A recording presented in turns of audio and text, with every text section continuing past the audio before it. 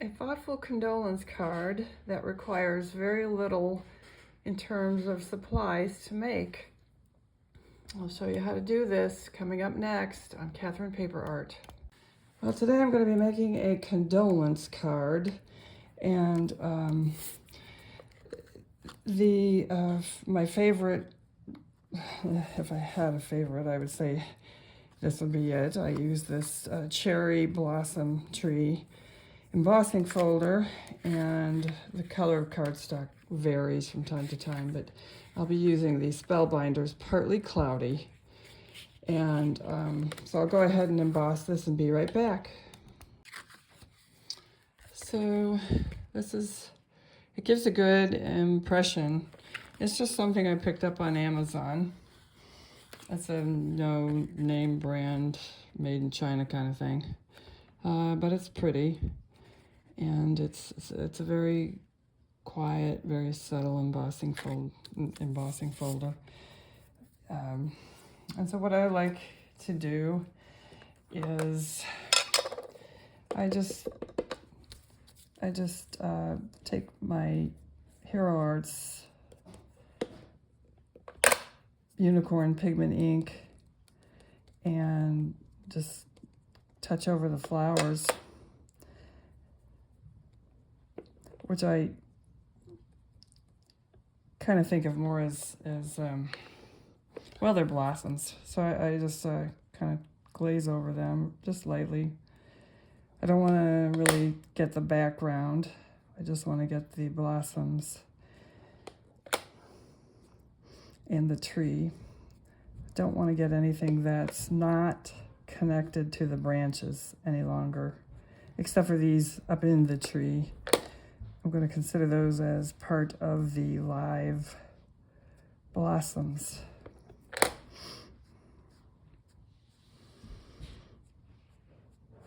So I'll continue doing this off screen and be right back.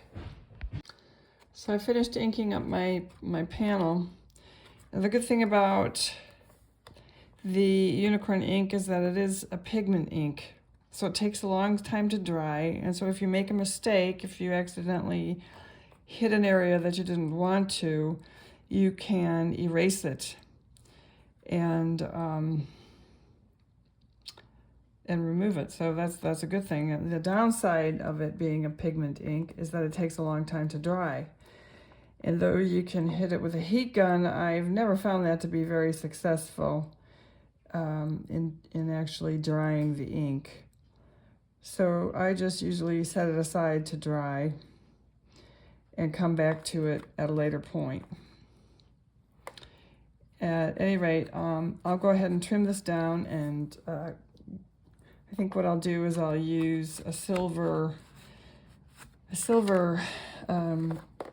matte, and I'm going to use the Paper Tray Ink Feathered Friends Mini 4 stamp set.